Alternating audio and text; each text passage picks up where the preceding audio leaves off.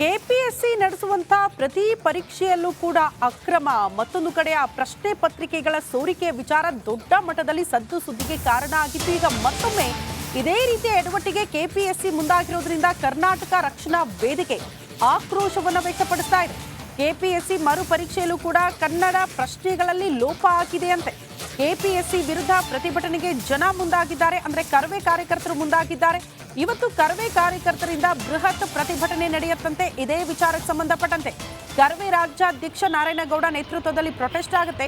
ಭ್ರಷ್ಟರನ್ನ ಕಿತ್ತಾಕಿ ಕನ್ನಡ ಮಕ್ಕಳನ್ನ ಉಳಿಸಬೇಕು ಅನ್ನುವಂಥ ಘೋಷವಾಕ್ಯದೊಂದಿಗೆ ಇವತ್ತು ಹೋರಾಟ ಮಾಡೋದಕ್ಕೆ ಸಿದ್ಧತೆಗಳಾಗ್ತಾ ಇದೆ.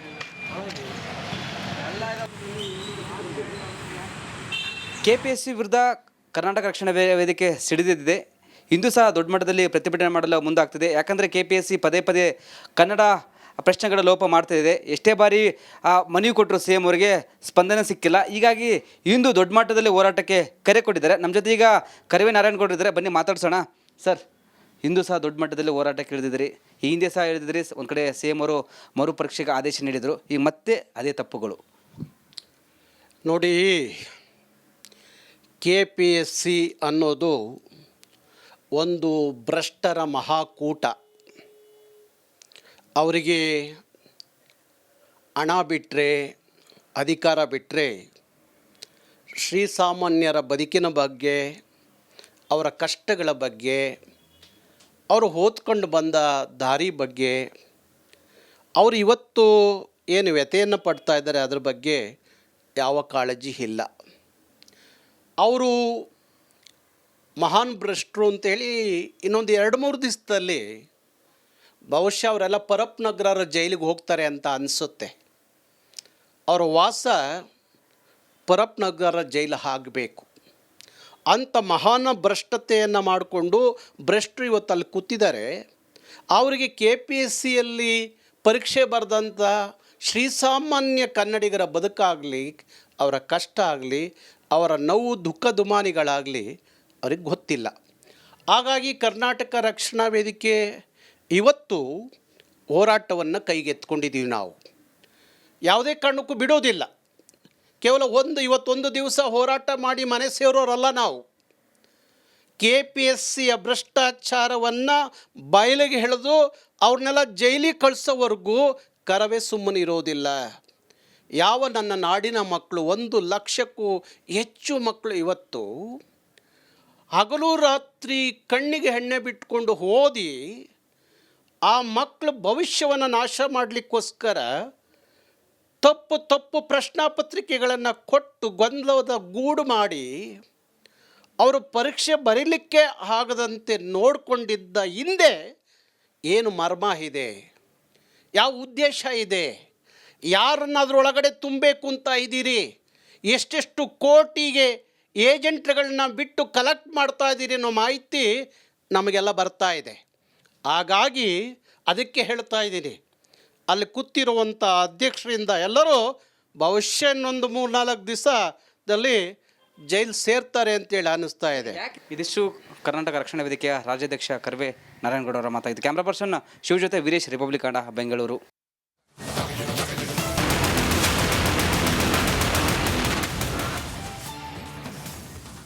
ಕೆಪಿಎಸ್ಸಿ ನಡೆಸುವಂತ ಪ್ರತಿ ಪರೀಕ್ಷೆಯಲ್ಲೂ ಕೂಡ ಅಕ್ರಮ, ಮತ್ತೊಂದು ಕಡೆ ಆ ಪ್ರಶ್ನೆ ಪತ್ರಿಕೆಗಳ ಸೋರಿಕೆಯ ವಿಚಾರ ದೊಡ್ಡ ಮಟ್ಟದಲ್ಲಿ ಸದ್ದು ಸುದ್ದಿಗೆ ಕಾರಣ ಆಗಿತ್ತು. ಈಗ ಮತ್ತೊಮ್ಮೆ ಇದೇ ರೀತಿಯ ಎಡವಟ್ಟಿಗೆ ಕೆಪಿಎಸ್ಸಿ ಮುಂದಾಗಿರೋದ್ರಿಂದ ಕರ್ನಾಟಕ ರಕ್ಷಣಾ ವೇದಿಕೆ ಆಕ್ರೋಶವನ್ನು ವ್ಯಕ್ತಪಡಿಸ್ತಾ ಇದೆ. ಕೆಪಿಎಸ್ಸಿ ಮರು ಪರೀಕ್ಷೆಯಲ್ಲೂ ಕೂಡ ಕನ್ನಡ ಪ್ರಶ್ನೆಗಳಲ್ಲಿ ಲೋಪ ಆಗಿದೆ ಅಂತೆ. ಕೆಪಿಎಸ್ಸಿ ವಿರುದ್ಧ ಪ್ರತಿಭಟನೆಗೆ ಜನ ಮುಂದಾಗಿದ್ದಾರೆ, ಅಂದ್ರೆ ಕರವೇ ಕಾರ್ಯಕರ್ತರು ಮುಂದಾಗಿದ್ದಾರೆ. ಇವತ್ತು ಕರವೇ ಕಾರ್ಯಕರ್ತರಿಂದ ಬೃಹತ್ ಪ್ರತಿಭಟನೆ ನಡೆಯುತ್ತಂತೆ. ಇದೇ ವಿಚಾರಕ್ಕೆ ಸಂಬಂಧಪಟ್ಟಂತೆ ಕರವೇ ರಾಜ್ಯಾಧ್ಯಕ್ಷ ನಾರಾಯಣಗೌಡ ನೇತೃತ್ವದಲ್ಲಿ ಪ್ರೊಟೆಸ್ಟ್ ಆಗುತ್ತೆ. ಭ್ರಷ್ಟರನ್ನ ಕಿತ್ತಾಕಿ ಕನ್ನಡ ಮಕ್ಕಳನ್ನ ಉಳಿಸಬೇಕು ಅನ್ನುವಂಥ ಘೋಷವಾಕ್ಯದೊಂದಿಗೆ ಇವತ್ತು ಹೋರಾಟ ಮಾಡೋದಕ್ಕೆ ಸಿದ್ಧತೆಗಳಾಗ್ತಾ ಇದೆ.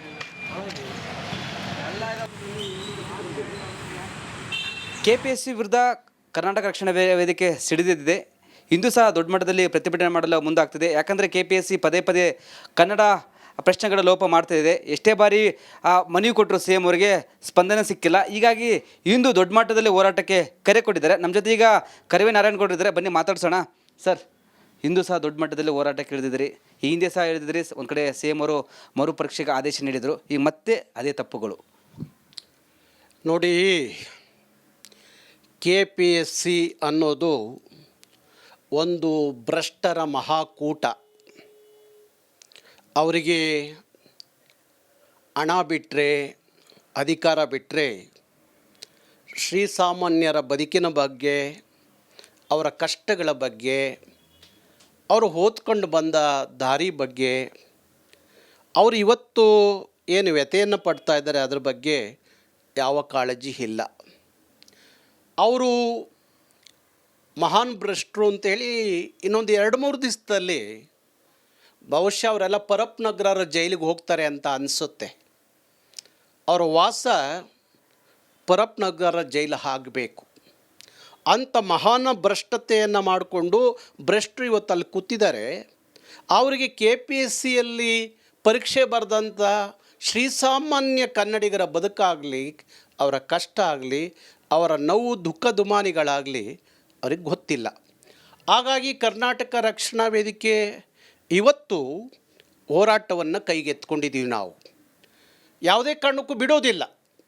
ಕೇವಲ ಇವತ್ತೊಂದು ದಿವಸ ಹೋರಾಟ ಮಾಡಿ ಮನೆ ಸೇರೋರಲ್ಲ ನಾವು. KPSCಯ ಭ್ರಷ್ಟಾಚಾರವನ್ನು ಬಯಲಿಗೆ ಎಳೆದು ಅವ್ರನ್ನೆಲ್ಲ ಜೈಲಿಗೆ ಕಳಿಸೋವರೆಗೂ ಕರವೇ ಸುಮ್ಮನೆ ಇರೋದಿಲ್ಲ. ಯಾವ ನನ್ನ ನಾಡಿನ ಮಕ್ಕಳು 1 ಲಕ್ಷಕ್ಕೂ ಹೆಚ್ಚು ಮಕ್ಕಳು ಇವತ್ತು ಹಗಲು ರಾತ್ರಿ ಕಣ್ಣಿಗೆ ಎಣ್ಣೆ ಬಿಟ್ಕೊಂಡು ಓದಿ ಆ ಮಕ್ಕಳ ಭವಿಷ್ಯವನ್ನು ನಾಶ ಮಾಡಲಿಕ್ಕೋಸ್ಕರ ತಪ್ಪು ಪ್ರಶ್ನಾಪತ್ರಿಕೆಗಳನ್ನು ಕೊಟ್ಟು ಗೊಂದಲದ ಗೂಡು ಮಾಡಿ ಅವರು ಪರೀಕ್ಷೆ ಬರೀಲಿಕ್ಕೆ ಆಗದಂತೆ ನೋಡಿಕೊಂಡಿದ್ದ ಹಿಂದೆ ಏನು ಮರ್ಮ ಇದೆ, ಯಾವ ಉದ್ದೇಶ ಇದೆ, ಯಾರನ್ನಾದ್ರೊಳಗಡೆ ತುಂಬಬೇಕು ಅಂತ ಇದ್ದೀರಿ, ಎಷ್ಟೆಷ್ಟು ಕೋಟಿಗೆ ಏಜೆಂಟ್ಗಳನ್ನ ಬಿಟ್ಟು ಕಲೆಕ್ಟ್ ಮಾಡ್ತಾ ಇದ್ದೀರಿ ಅನ್ನೋ ಮಾಹಿತಿ ನಮಗೆಲ್ಲ ಬರ್ತಾ ಇದೆ. ಹಾಗಾಗಿ ಅದಕ್ಕೆ ಹೇಳ್ತಾ ಇದ್ದೀನಿ, ಅಲ್ಲಿ ಕೂತಿರುವಂಥ ಅಧ್ಯಕ್ಷರಿಂದ ಎಲ್ಲರೂ ಬಹುಶಃ ಇನ್ನೊಂದು 3-4 ದಿವಸದಲ್ಲಿ ಜೈಲು ಸೇರ್ತಾರೆ ಅಂತೇಳಿ ಅನ್ನಿಸ್ತಾ ಇದೆ. ಇದಿಷ್ಟು ಕರ್ನಾಟಕ ರಕ್ಷಣಾ ವೇದಿಕೆಯ ರಾಜ್ಯಾಧ್ಯಕ್ಷ ಕರ್ವೆ ನಾರಾಯಣಗೌಡ ಅವರ ಮಾತಾಯಿತು. ಕ್ಯಾಮ್ರಾ ಪರ್ಸನ್ ಶಿವ ಜೊತೆ ವೀರೇಶ್, ರಿಪಬ್ಲಿಕ್ ಕನ್ನಡ, ಬೆಂಗಳೂರು.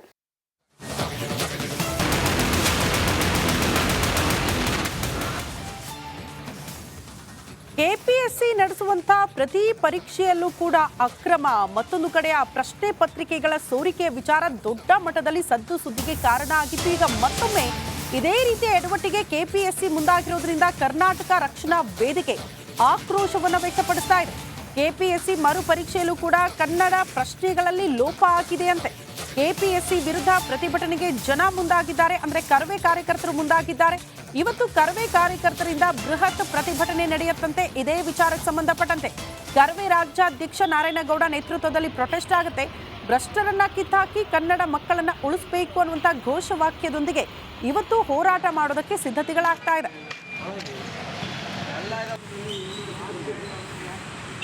KPSC ವಿರುದ್ಧ ಕರ್ನಾಟಕ ರಕ್ಷಣಾ ವೇದಿಕೆ ಸಿಡಿದಿದೆ. ಇಂದು ಸಹ ದೊಡ್ಡ ಮಟ್ಟದಲ್ಲಿ ಪ್ರತಿಭಟನೆ ಮಾಡಲು ಮುಂದಾಗ್ತಿದೆ. ಯಾಕಂದರೆ KPSC ಪದೇ ಕನ್ನಡ ಪ್ರಶ್ನೆಗಳ ಲೋಪ ಮಾಡ್ತಾಯಿದೆ. ಎಷ್ಟೇ ಬಾರಿ ಮನವಿ ಕೊಟ್ಟರು CM ಅವರಿಗೆ ಸ್ಪಂದನೆ ಸಿಕ್ಕಿಲ್ಲ. ಹೀಗಾಗಿ ಇಂದು ದೊಡ್ಡ ಮಟ್ಟದಲ್ಲಿ ಹೋರಾಟಕ್ಕೆ ಕರೆ ಕೊಟ್ಟಿದ್ದಾರೆ. ನಮ್ಮ ಜೊತೆ ಈಗ ಕರವೇ ನಾರಾಯಣಗೌಡ ಇದ್ದಾರೆ, ಬನ್ನಿ ಮಾತಾಡ್ಸೋಣ. ಸರ್, ಇಂದು ಸಹ ದೊಡ್ಡ ಮಟ್ಟದಲ್ಲಿ ಹೋರಾಟಕ್ಕೆ ಇಳಿದಿದ್ದೀರಿ. ಈ ಹಿಂದೆ ಸಹ ಇಳಿದಿದ್ರಿ. ಒಂದು ಕಡೆ CM ಅವರು ಮರುಪರೀಕ್ಷೆಗೆ ಆದೇಶ ನೀಡಿದರು. ಈಗ ಮತ್ತೆ ಅದೇ ತಪ್ಪುಗಳು. ನೋಡಿ, KPSC ಅನ್ನೋದು ಒಂದು ಭ್ರಷ್ಟರ ಮಹಾಕೂಟ.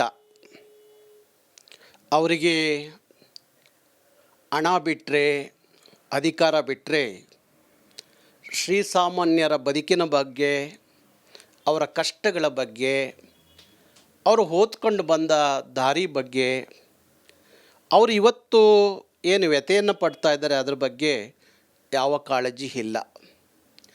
ಅವರು